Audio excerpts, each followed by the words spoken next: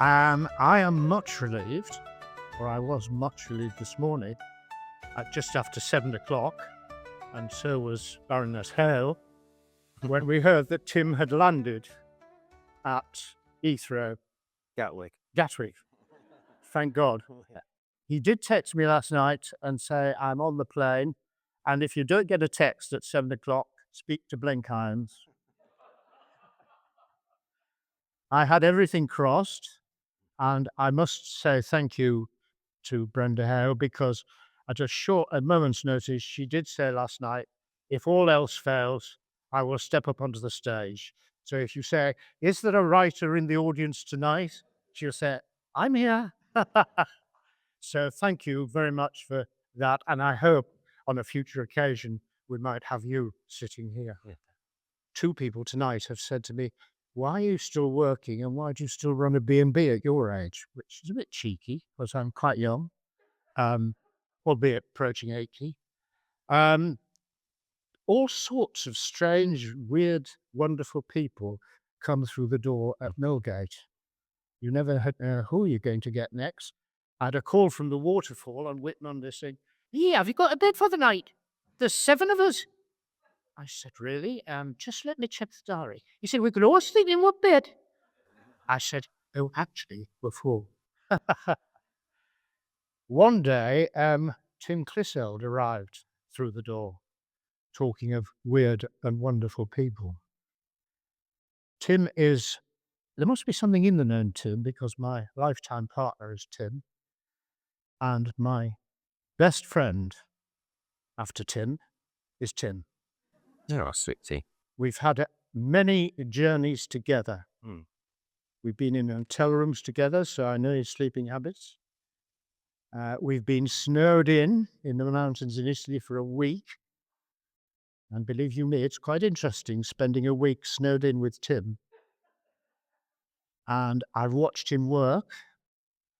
I was recently in a London restaurant with him it was getting about 20 to 11.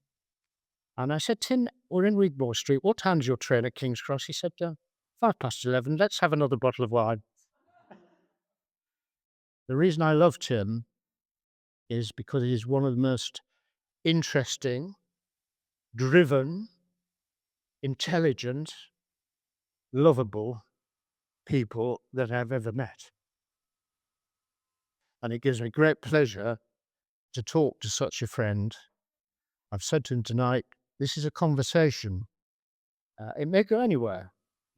Are you all right with that? And he said, we've cleared the decks, let it go anywhere. Actually, tonight, it's a touch of déjà vu. Because a year ago tonight, I was talking to Tom Crew, many of you will remember.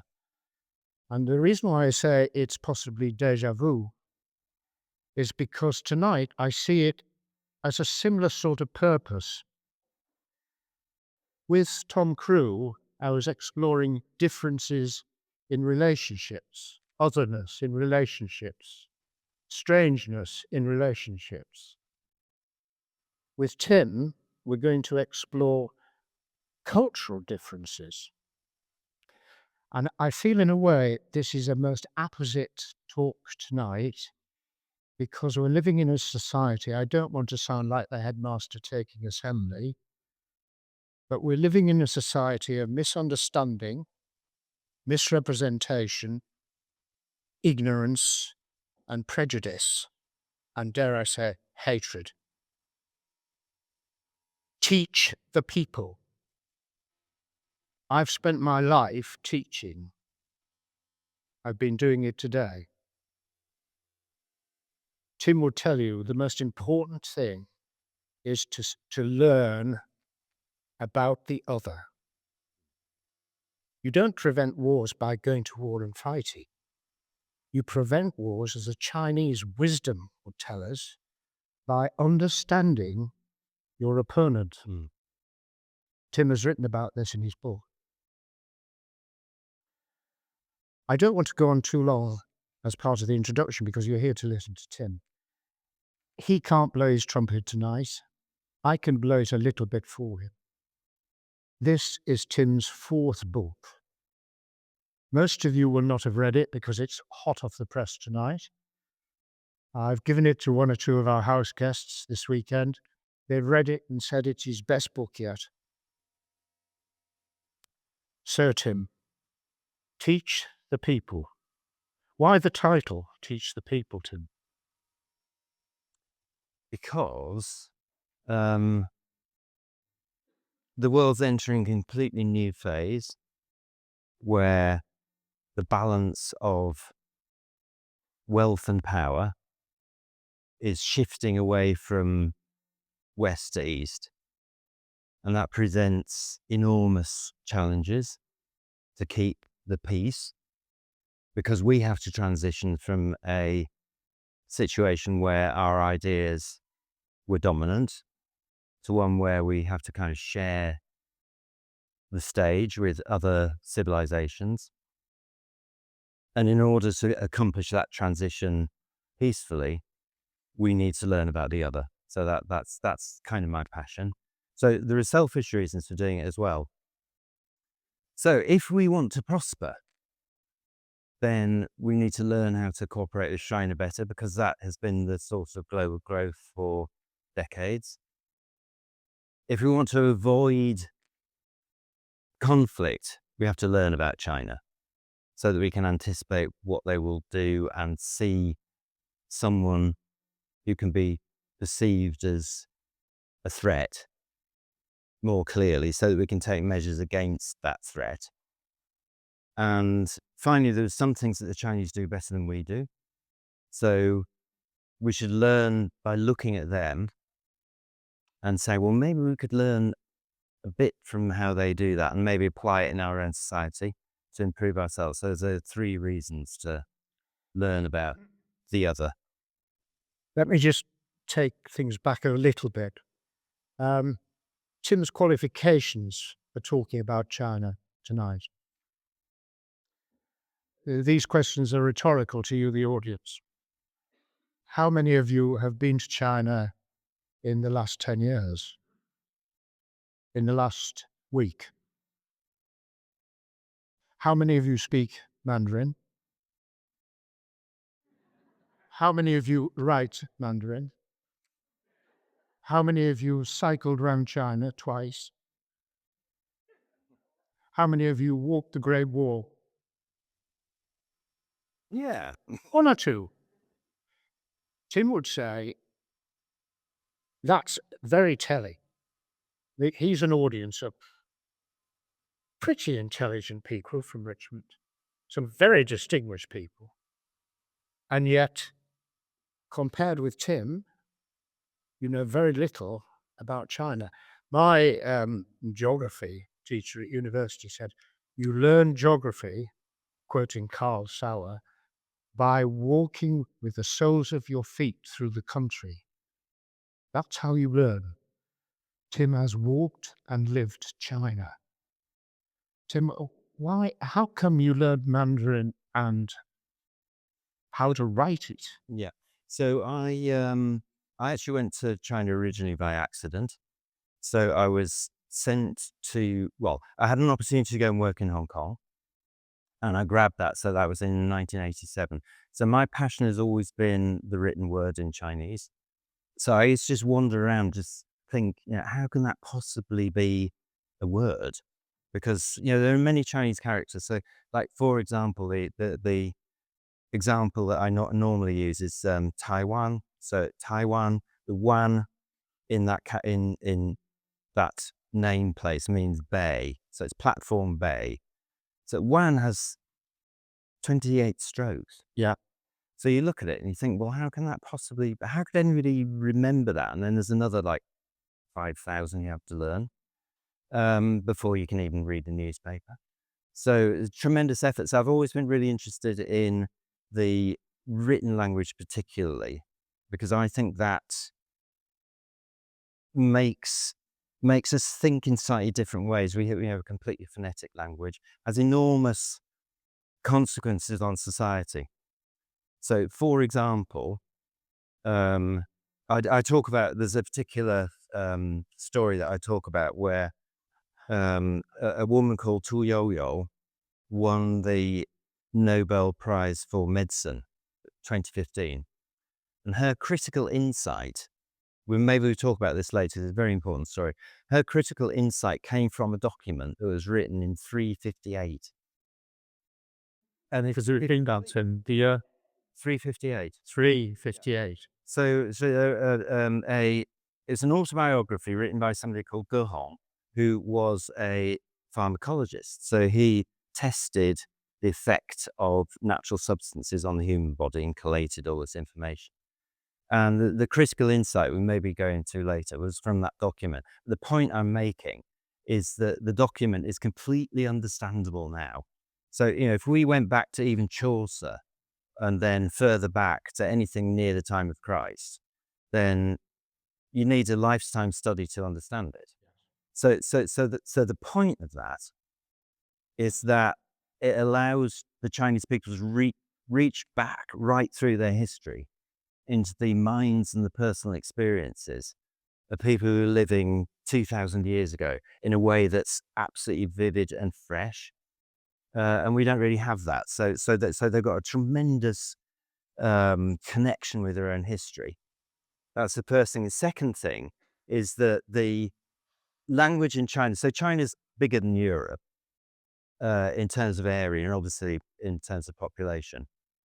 But the written language can transcend large distances as well.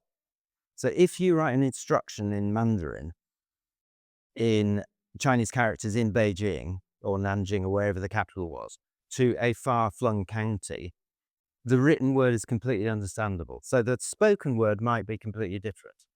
So if you say, can you understand Chinese in Mandarin, it's 你会不会国语? If you say it in Cantonese, it's sen sen go got you. So the sound is different, but the written word is the same. So that allows a bureaucracy to weld together an enormous area in a way that we haven't been able to do in Europe. So if you want to look at one of the really critical questions of history, which is why after the collapse of the Roman Empire has Europe really remained fragmented, and probably the largest problem we still have is that Europe is fragmented. Whereas China, after the collapse of the Han Dynasty, which had about the same population at about the same land mass at about the same time, China has repeatedly recoalesced and then collapsed and recoalesced and collapsed. So why did that happen in China and it hasn't happened in Europe? And I think that the written words in Chinese is an explanation for that. Right. Just let me, Tim, if I may, amplify, not wishing to do a spoiler on the book, but Tim mentioned there Tu Yu, Yeah. who is humble Chinese homeopath, Yeah. working in a country district. This is the charm of this book. It's very human. Tim focuses on human stories, and through those human stories in Teach the People, he amplifies the gaps and the coming together of the two cultures. The story of Tu Yu, she was a homeopath, and there'll be people in the audience who poo-poo homeopathy. We've got a very distinguished national homeopath in the audience tonight, and she read the book this afternoon, found the chapter fascinating. Because from Tu Yu came a cure for malaria, a worldwide cure for malaria. Tu Yu experimented. You tell the story. Yeah. Okay. So I think this story is really significant because it's a concrete example of how human beings can solve complex problems by combining the science of the West with the wisdom of the East. So it's definitely it's a story where 1 + 1 = 3. So in the 1960s, both the Viet Cong and the Americans were losing more soldiers to malaria than they were to direct combat. So Fact. It's interesting fact. So both sides, and that was because of antimicrobial resistance. So there was a cure, and then there was antimicrobial resistance, so they needed a new cure. So the Chinese, so Ho Chi Minh came up to Beijing and he met with Zhou Enlai, and Zhou Enlai persuaded Mao to allow this project to go ahead, to try to develop a new medicine to deal with malaria. And the same thing happened in America. So the Walter Reed Institute in the defense establishment in Washington was tasked with finding this new cure.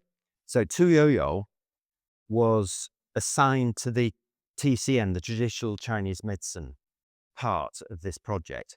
So I just want to read just a paragraph quickly on Yeah. that, because so often viewed as quackery in the West, traditional Chinese medicine, or TCM, has been mocked for its seemingly outlandish ingredients, such as cows' gallstones, dried seahorses, hornets' nests, and scorpions, and its diagnosis of curious symptoms, such as up-flaming liver fire, which, as one would expect, is associated with vomiting of sour liquids and impatience. I just love the fact that impatience could be diagnosed as a medical condition that can therefore be treated with a drug. Yeah, it's a marvelous concept. So anyway, so she started off by looking at all sorts of different plant ingredients, and then they came up and found several that were effective in curing intermittent fevers. So they tested it, and they eventually came up with this extract of sweet wormwood, which is a plant that grows wild. And that in Chinese medicine had those over hundreds of years been used to treat this kind of fever. And then she tried to extract the active ingredients using Western techniques like chromatography and centrifuges and all the rest of it, and distillation. And she couldn't extract the active ingredient, so absolute despair. So she went back to other sets of records to look for clues, and there was one which said that if you want to treat intermittent fevers with sweet wormwoods, you should take a handful and plunge it into cold water. And that was quite unusual, because normally it's a decoction that's boiled and so on. She just clicked that, okay, maybe the active ingredient in sweet wormwood is unstable at boiling point of water. So she used ethyl alcohol to extract it, which is at 78 degrees, and it worked. And it ended up saving 100 million lives, and that's why she won the Nobel Peace Prize for Medicine. So then they used, X-ray crystallography to Commercialize it. not so much commercialize it, mass produce it. Yes. You can't extract it from. You can't just extract it from sweet wormwood. And that worked as well. So anyway, so bottom line, using a combination of Western and Eastern techniques and knowledge, and the Chinese team managed to find a solution to that, and the American team in Walter Reed Research Institute only used Western techniques, and they never found a cure. So I think that's a very powerful story about how, Absolutely. if we can cooperate together and get over all these differences and these different views about how society should be organized, the relationship of an individual to the wider society, if we can get over these differences and think together about the problems that we have, which are so obvious, like migration, undocumented migration, which is basically wealth inequality driven. And then the climate change, which is essentially the energy transition. All these different problems, if we look at what we're good at and what they're good at, they're quite often different. There's a big intersection, but there's also a much larger union, and that's what I feel really passionate about. Tim's got quite an issue with the politicians, and he's been to some very, very senior political figures in the UK, because he feels that there's been a program to teach people the Chinese language and to teach them to write Mandarin. But I think I'm right in saying you feel they're barking up the wrong tree there, aren't you? Yeah. So the UK government has identified China as an epoch-defining challenge. And yet last year there were 321 graduates in Chinese studies in the whole of the UK. 320. Meanwhile, in China, Shakespeare is compulsory in middle school. You go to any bookshop in any middle town and you'll get Chinese translations of Dickens, Lady of the Camellias, Kissinger's on China, Plato's Republic. The wife of the former prime minister translated Yes Minister into Mandarin. It was, yeah, it's true. It's true. The education minister, the current education minister in China, has a PhD from Columbia University. He's fluent in English. And he spent his whole career managing educational institutes. Meanwhile, in America, the current education minister equivalent is a promoter of wrestling competitions. I mean, that's just a fact. So there's a tremendous knowledge gap between East and West. They know more about us than we know about them. That gives them a competitive advantage. How many of their politicians, Tim, speak English? A lot. So yeah. So, but also even the ones that don't speak English understand a lot more about our society than our politicians do about China. So, for example, Xi Jinping himself went to Paris and made a speech. There's quite a relationship between France and China because Deng Xiaoping, who's the great reformer, went to France just after the First World War. So there's quite a connection between France and China due to that history. So when Xi Jinping went to France in 2014, he said, as a young man, I read Montesquieu, Voltaire, and Rousseau. And through that, I realized that progress in the mind propels progress in society. I read Molière and Balzac and Hugo, and through that, I appreciated the common joys and sorrows of human life. So maybe it's all propaganda. I doubt it because of that connection. But even then, it's sort of like, it goes far too deep, much too deep just for propaganda. So we've got a tremendous catch up on our hands. So what the national strategy is to deal with this epoch-defining challenge is to raise understanding of China through the medium of the Chinese language.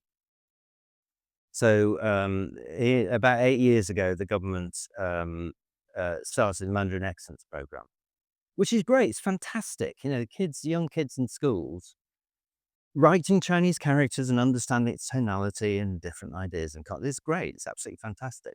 But it's not enough. No. And the reason for that is because because our education system channels us into 3 subjects between the age of 16 and 18, everybody gives up. Who's gonna learn Mandarin at A level and then go on to study at university? And the reason is because the cohort at A level is very, very small. So there are about 1,600 people who take the A level. Guess what? 80% of them are Chinese. So they just pitch up in the day and they get all the A's, right? So that's a problem in all language teaching. So in German now, when you get a small cohort, you get this problem. There's a block for non-native speakers. So in the German A level, guess what? 25% of the people taking German A level are German. Yeah. So this is a big block. So we spent all this money. We spent 26.4 million quid in the last 8 years trying to promote the teaching of Mandarin. During that time, the number of people taking the A level has halved. And the number of people taking the GCSE has gone from about 5,200 to about 7,300. But most of that increase is in Cantonese because we gave visas to Hong Kong Chinese to come here. So they're all taking GCSE Chinese. Yeah. So basically the bottom line is we spent 26 million quid teaching Chinese people to speak Chinese. And it's just not good enough. So what I've been trying to persuade the government to do is to open up a new channel to encourage young people with a more practical way to get over these difficult years between 14 and 18. So if you look at the classics, there are 6,000 people studying classics in British universities. So obviously classics is going to be more attractive to a Western student.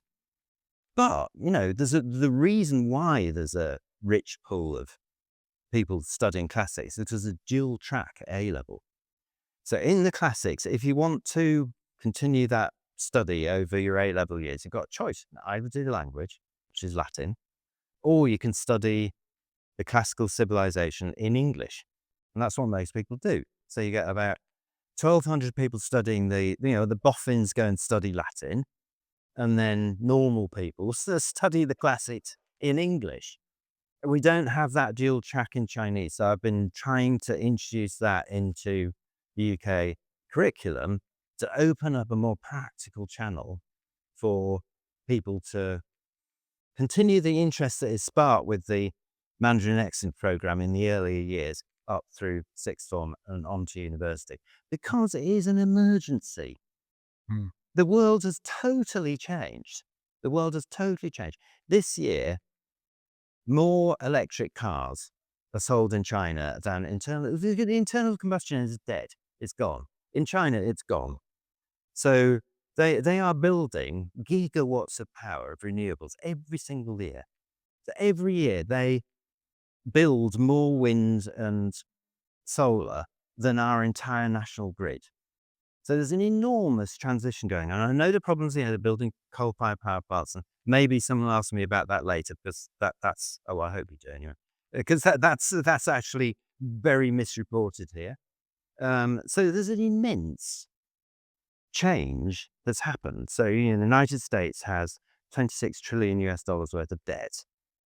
China has $3 trillion worth of net international foreign investment. So there's a total financial change. So in the first 6 months of this year, in Hong Kong, the amount of money raised on the stock exchange for IPOs was $13.8 billion.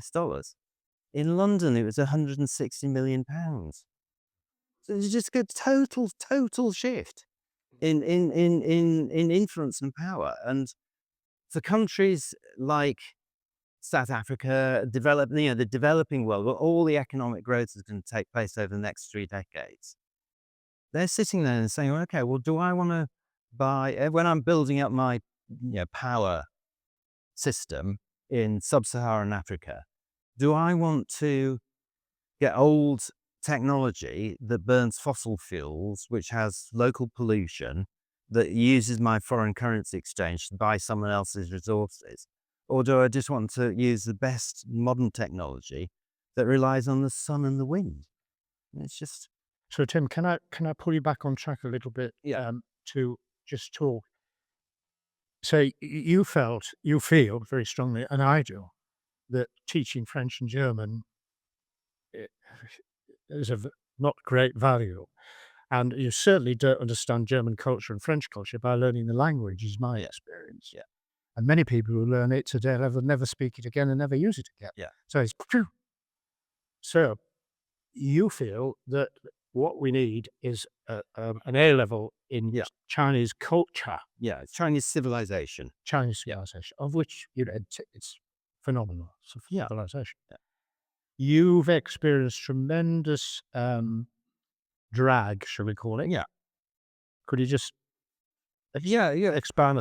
So I wrote an article in the FT about a month ago saying, right, okay, so there's an opportunity right at the moment, because after the new Labour government came in, the Secretary of State for Education ordered a curriculum and assessment review, which is to make the whole curriculum more fit for modern purpose.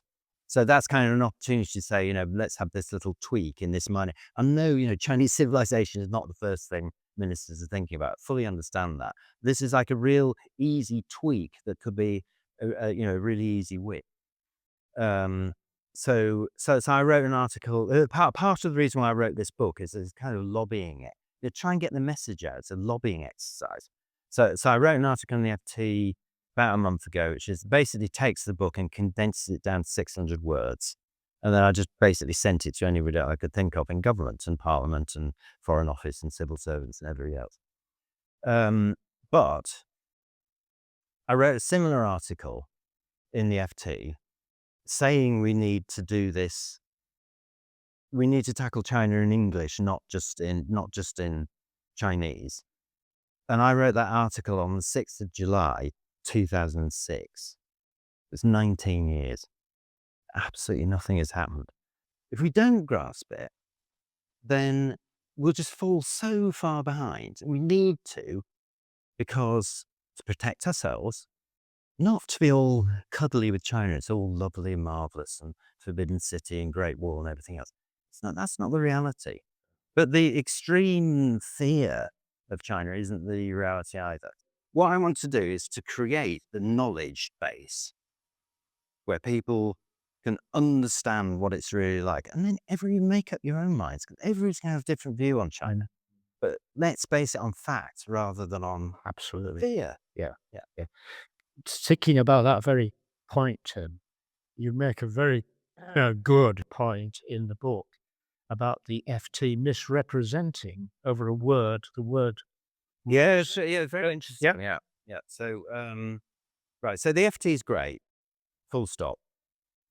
But I know quite a lot of the journalists who work in the FT because I knew them when they're in China, and then my son worked at the FT and so on. So I know quite a lot of people in the FT. And China makes journalists' life hell. It does, and that's very stupid.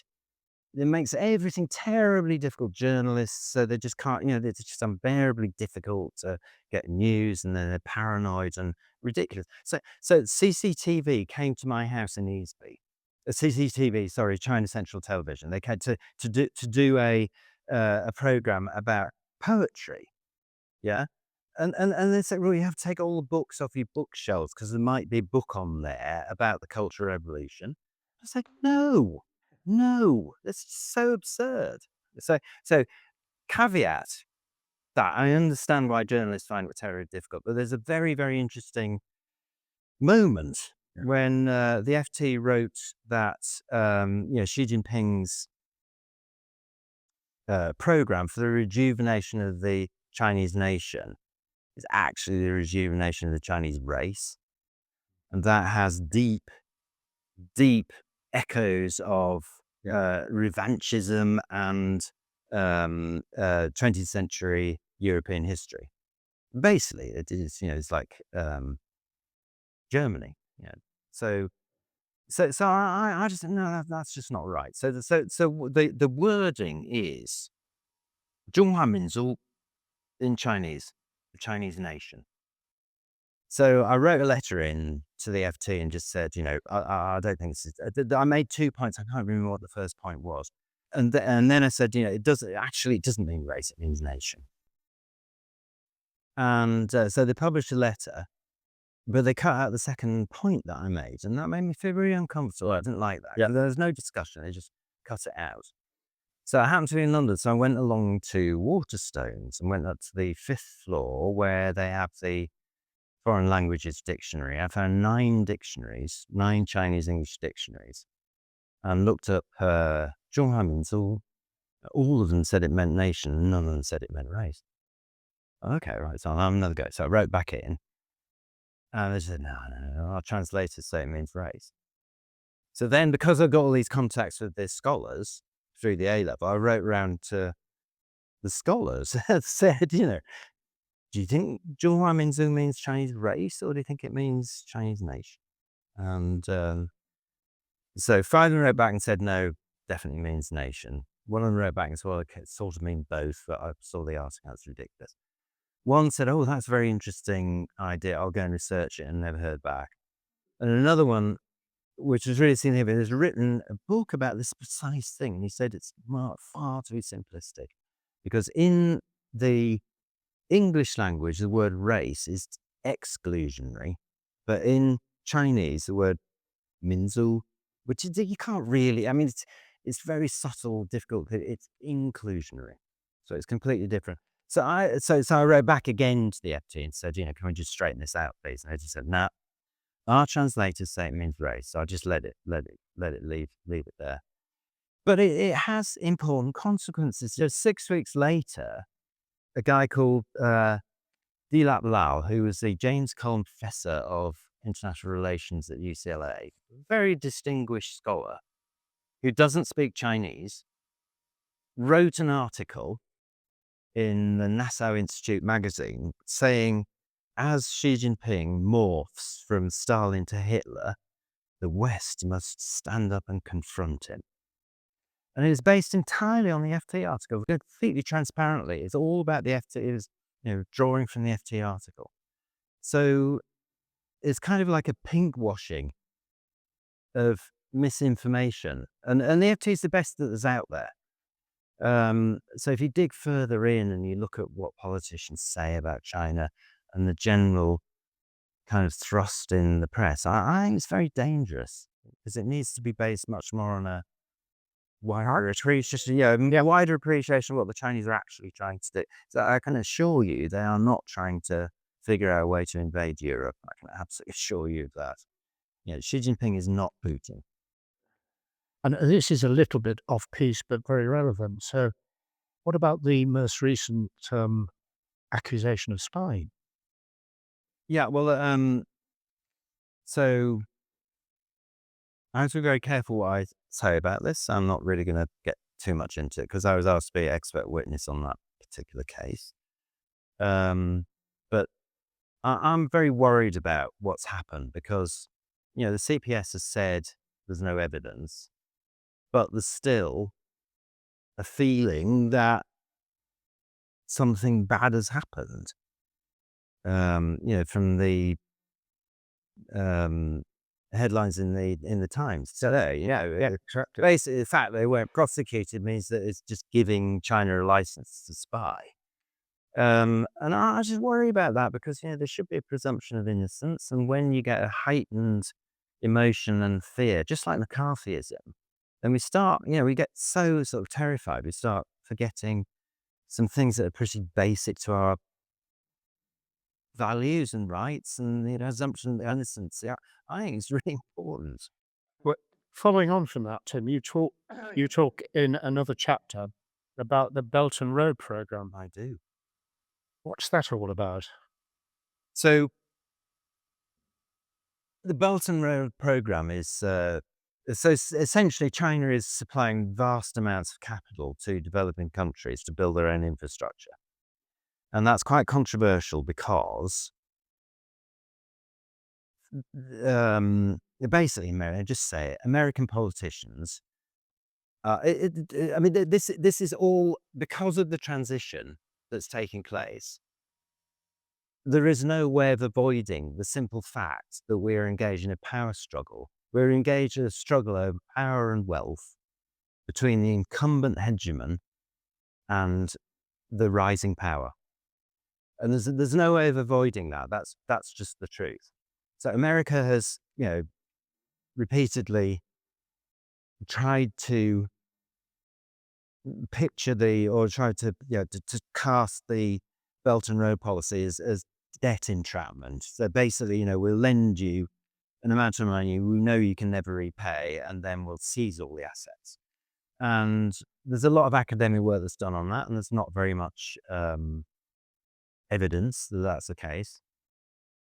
So I traveled from Kyrgyzstan over the Pamir Mountains into Xinjiang in 2019. And I did that because I wanted to see for myself what's happening in Xinjiang.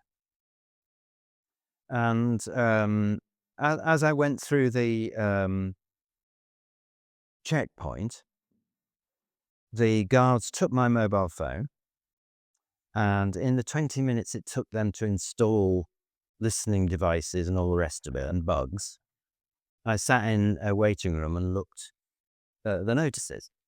It took me about 3 minutes to take all the bugs out. So it's fine. And you can, and also, by the way, you can get all Western media. And so if you have a Western phone, you get all Western media in China. It's not censored at all. So I was reading the FT, everything else, normal, completely normally. It's not blocked. So anyway, there was a very simple notice that explained the Belt and Road much, much more simply, which was China has excess manufacturing capacity. We make too much to absorbing our own markets. Also, we have enormous currency reserves because we've been selling all this tap to America, which ends up in landfill, and then it's recycled through trillions of dollars worth of currency reserves. So we've got 4 trillion in our current account that we need to kind of put to work. We've got far too much excess manufacturing capacity. We've got all this money, and the current historical situation for cooperation with our neighbours is favourable. All it was. So it's this kind of completely botched, huge, ludicrously ambitious program to invest $1 trillion in other people's economies, in the infrastructure, because China's economic growth model is all infrastructure led. Yeah. Yeah. So invest all the money in infrastructure, and now I'll create a market, and we're about to sell all this stuff we can't get rid of. Yeah, put our foreign currency reserves to work, and it's having a real effect in places like Pakistan. Real effect. And if we can't understand that and realize it and try and compete, we'll lose the argument. So Larry Summers went to Kenya. Larry Summers, former Secretary of the Treasury, went to Kenya and he was told by somebody, this is about 3 years ago, it's all public information. He was told about 3 years ago by someone in the president's office, when the Americans come, we get a lecture. When the Chinese come, we get an airport. That's a very telling Yeah, fact. we are losing the argument. We're losing the argument. Well, on that very note, I don't know if you know, but of the 10 members of the Politburo, how many are engineers, Tim? I think all of them are I think all of them are engineers now. And 8 of them speak English. 8 of them speak English. And But 8 out of 24 are fluent in English. yeah. They studied abroad. Wang Huning, very important, very, very, very important thinker. Wang Huning has written a book about his experiences of living in America. He lived in America 3 or 4 years. Yeah. Deep, deep influence on Xi Jinping's thinking. And yeah, I mean, they apply Marxism and all these other things that we just think are complete sort of nonsense. But it's very penetrating analysis based on personal experience of living in America for years by a very, very, very deep thinker that is influencing the way that they are organizing their state. Well, I think he makes a point, doesn't he, that the majority of the American politicians go to law school and are lawyers. Yeah. So they're wrapped up in litigation and they don't get things done. Lawyers don't get things done. They're there to make money out of revenue. Engineers get things done. They build things. They build bridges and they build infrastructure. Yeah. And that's a huge difference, isn't it? Yeah. Going back to bike rides, Tim, your second bike ride was it the second bike ride that was quite scary? Well, they're all quite scary around it. No, because although it might appear that it's a totalitarian, authoritarian regime, they do not extend that thinking into traffic regulation. So it's fairly, it's completely chaotic. Yeah, it's completely chaotic. So you have to sort of weed around. Don't even think of stopping for a red light. So there are 2 major bike rides that I did for about 1,000 miles long, more, by myself, because that's the only way to really understand how the countryside is working. Yeah. And so I just literally go and sit in, the dirtiest restaurant I can find and eventually strike a conversation. That's how you really understand what people think, I think, anyway. So in 2003, for example, every village I go through has got a church. Active church. Very important to know that. The Chinese don't just smash down on, the Other cultures. no, Christian religion. Yeah. So it's all Christian churches all the way along the East Coast. Yeah. It's complicated. Of course, they do sometimes. Not always. So in 2003, tremendous difference between the cities and the countryside, with population movement, strictly controlled. But in the last 20 years, 800 million people have moved from the countryside to the cities. How many? 800 million people. Unbelievable. And, tremendous amount of building. And I mean, that's why there's been a property crisis recently. So the gap between the countryside and the city is narrowing very, very significantly, and has narrowed, because basically sons and daughters go off to the city, they find a good job, and they send money back to mum and dad. That's basically the way it works. Yeah. And so tremendous urbanization, unbelievable. There are no slums in China. There are no slums in China because it's all just organized and they build. Yeah, and that's the progress that has been made, and they've lifted all these people out of abject poverty and provided a better life. And that's the deal. That's why people put up with it. But at a cost. I mean, At a cost, of course. you acknowledge Yeah, that of course. sometimes the cost is very high, and does the end justify the means? So during COVID, I was working in the Abbey to try and build a wildflower meadow, which has been highly unsuccessful. I should just put in a little caveat there that Tim Clissold, amongst many other things, owns Easby Abbey. He bought it a few years ago, as you do. He popped into Millgate for a coffee. He said, I want some advice, Oz. Never know what Tim's going to say next. I'd thinking of buying an abbey. Oh, of course, Tim. Why? Well, he said, I've always fancied to.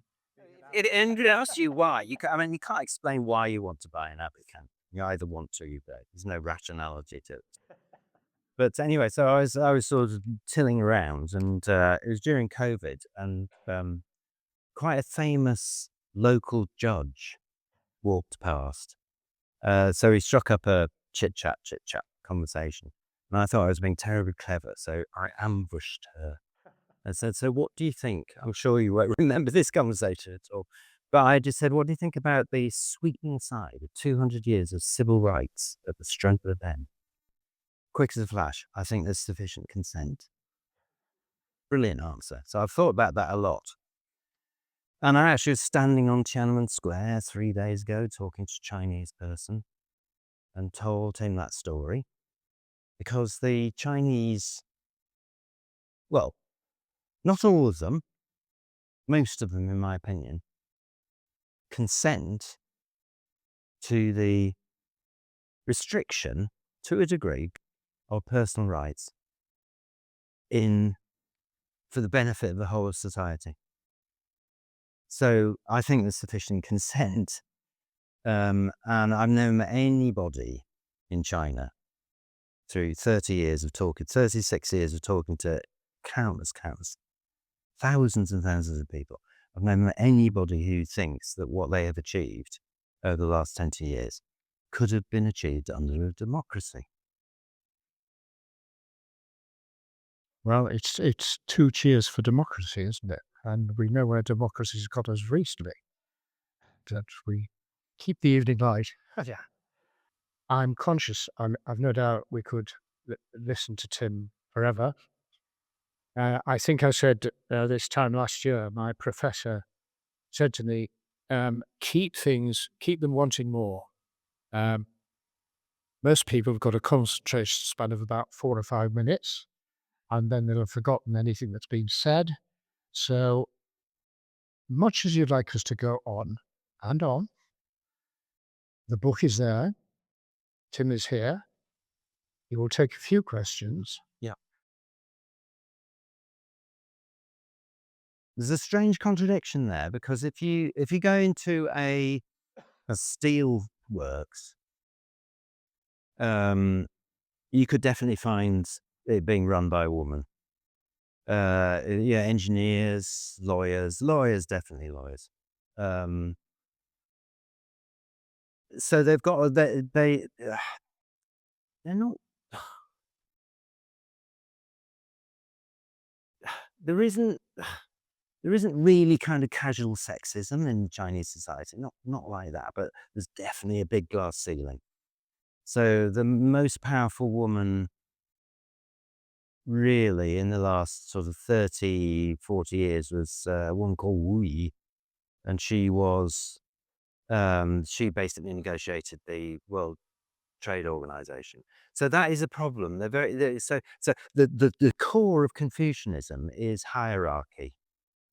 So they've got a lot of work to do on that because unfortunately men are regarded as hierarchically superior to women. And obviously that is something that holds them back a lot. Yeah. But in business, good diversity in business, almost no racial diversity, of course. Because basically there's Han Chinese are 96% of the population, and then there are recognized minorities, very few people of color. So the racial diversity is not really something that started there. It's bubbling up, but they've got a tremendous amount of work to do. Yeah, absolutely. So I remember a headline in the China Daily. I can't remember exactly when it was. The government encourages judges to study the law. Ah. But you have to set it into their context, right? So the state was only founded in 1949. Then there was complete chaos until 1976. So they really got their act together in the 80s. And in the 80s, nobody knows, there's no concept of law in China. So, they didn't have this idea throughout society for so long. So then, yeah, in the 80s and the 90s, they started introducing law. I mean, when I first went there, tax was completely negotiable. There's no regulations or anything. It's just total chaos. The idea it's like a big heavy-handed state. It's still quite chaotic. So they've done tremendously good job. Mid-90s when they're really starting to. So company law, concept of share capital being a limit on limited liability company. Never had. They didn't have banks. No banks there. There's just one bank, which is basically People's Bank of China, just transferring money out. So then they spun that off into four. That was only in 1984. So no, not even any banks in 1984. So this is terribly quick. Oh, right. Very, very deep question. Very. Yeah, good Chris. China's thing here. Yeah, very, very, very deep question. Right. How long have we got? No, absolute right is right. Right in. So this comes out of history. So I'm sure you know the history of the Opium Wars and how China and the fact that the settlement of the First Opium War was the island of Hong Kong would be transferred to Britain in perpetuity, and then the Second Opium War was that Kowloon would go to Britain for 150 years lease, and then New Territories a 99-year lease. So, but the underlying deep, visceral thinking is that Hong Kong is an inalienable part of China, just like Taiwan. So you can argue, there's no, it doesn't matter, right, wrong, anything. You're never going to dislodge that from the microchip in a Chinese person's mind. And that's not just the government. So when Margaret Thatcher went to meet Deng Xiaoping in 1982, it was just after the Falklands. So she was at the height of her power and prestige. And her negotiating strategy is try to keep sovereignty as the island so that we could administer it. And Deng Xiaoping made a very famous remark, which is, 珠船的问题我们不能够谈判的. Sovereignty is an issue that we will not even discuss. Right? So that's their thinking. So it wasn't a treaty, it was a joint declaration. They declared, we are taking Hong Kong back. There was the same quid pro quo as there was after the Opium Wars. We took it. Now we're taking it back. So Hong Kong is tremendously important for China because it is the window onto the outside world. Tremendously important.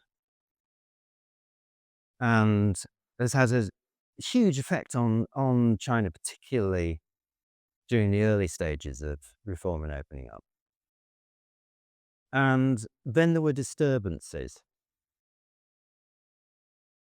And there were disturbances for a number of different reasons, one of which was that the government doesn't listen to us. There's also, housing is just totally ridiculous price in Hong Kong. Completely excludes the next generation. There's scandals with university education. So it's much more complex than that. There's a problem in Hong Kong. There's a problem in Hong Kong. We've got to sort it out. They didn't send in the army. That was very good. That was very good. But, they quelled it, and COVID was very convenient because everyone has to stay inside and they can't protest and all the rest of it. And then they introduced the national security law, which is definitely a retrograde step. But Hong Kong opinion is quite split. So there's a poll about 3 years ago, and I don't think it wasn't concocted. The Chinese don't really care about that kind of thing enough.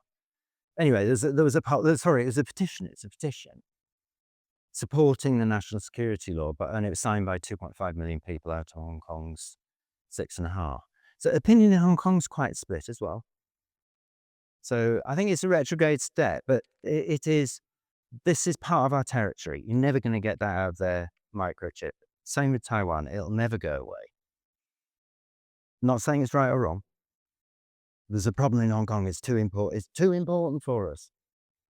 So we have to bring stability. It's not very much more complicated than that, I'm afraid.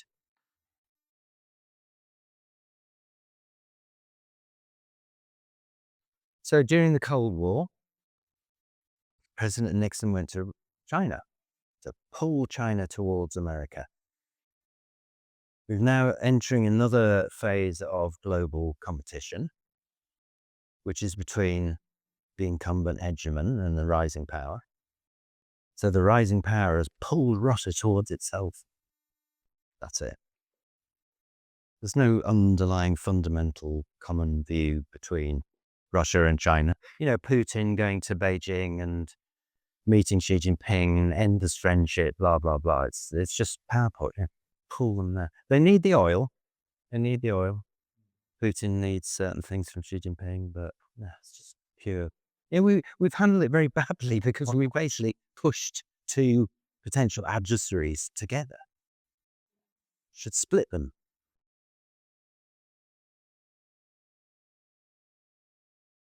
So the Uyghurs live in a province called Xinjiang, which is on the northwestern part of China, in an area that China developed as part of its polity in the 2nd century BC. So there were forts and trading routes. So it's primarily a trading route.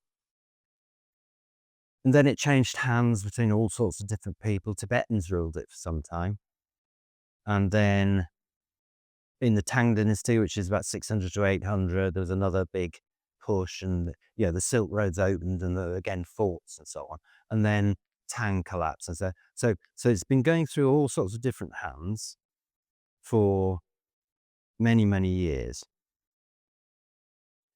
So this is not just a current fight between the Uyghurs and the Chinese Communist Party. This is a problem that's been going on for a very, very long time. Both sides have got things very wrong. Very, very, very simple. Very simple. And it goes back to this sense of sovereignty. Hong Kong, Taiwan is part of China. Xinjiang is definitely part of China. Because the Chinese mentality is China consists of what it was during the High Qing. And then it collapsed and the opium wars and foreigners came. We need to go back to where we were. Not beyond that. We need to go back there. So Xinjiang is part of China. That's their view, right? So the precise problem the Uyghurs have made, which of course isn't the Uyghurs, it's their leadership, is that the World Uyghur Congress claims the right to represent Uyghurs both inside and outside China. And it has said that its aim is to end the Chinese occupation of eastern Turkestan. That's its mistake. So it's about sovereignty. So if you don't challenge the Chinese state's right to say it has this territory as sovereign, it can be remarkably flexible. And it has done throughout centuries. So there are all sorts of techniques of dealing with foreigners, like jimi. Jimi means bridling. So you let them go so far, and you pull them back, and then there's clan systems, all sorts of different ways of pacifying foreigners on the border, because trouble always emanates from the borders of China. Mongols, Xiongnu, and so on. So it's always about the border regions, and the Chinese have developed over 2,000 years techniques of dealing with truculent outer regions. Yeah. So I was expecting you to ask me what mistakes has the Chinese government made, and they've made lots and lots of mistakes. Lots of mistakes. The Uyghurs have only made one mistake, World Uyghur Congress. Because the other mistake they've made, that's the first mistake. The other mistake the World Uyghur Congress has made is accepting money from the National Endowment of Democracy. The National Endowment of Democracy is funded by Congress. So the Chinese just think that the Americans are behind it. So that's a big problem as well. But the main problem is that it's an issue of sovereignty, whereas actually it's an issue of, can't you just let us get on and go to our mosques and just kind of, can't I just grow a beard? Can't I just wear these clothes? And the answer to that would just be yes, as long as it wasn't a fight over the territory of China, because that's the bottom line. I think you would agree with me that to fly in at 7 o'clock this morning overnight, to have done 3 weeks of high-powered negotiations in China, and nobody's asked Tim what he does. And that's a long story, and he might not get to the bottom of it anyway. You might, however, get partly to the bottom of it if you read his first book, which I think is riveting. It was going to be made into a Netflix film, but there were problems, not on Tim's part. Yeah. No, the main actor, unfortunately, shot somebody else on screen. So yeah. So it's not so you know who that is. Yeah, who that is. Alec Baldwin is meant to be in it, and then he. Alex Johnson, allegedly Tim. Yeah. And if you haven't read Chinese Rules, that's fascinating too. That's about the Chinese psyche and how they don't necessarily go to war, but they try to understand the enemy and beat the enemy at their own game Without even engaging. without even direct engagement. Fascinating book. His other one, which I haven't got with me tonight, is on Chinese poetry. And I'm sure you all read Chinese poetry before going to bed at night, especially in Mandarin. I know one of the audience actually writes Chinese poetry under a pseudonym, Madame Du. Tim, thank you for Very welcome. Thank you. waking up in time to come out in the house. Jeez. And I hope everybody will look at some of these books. And I hope what we've aimed to do tonight we've fulfilled, which is to arouse your interest in another culture, which is so different from ours, and to suppress maybe some prejudicial tendencies. Thank you very much.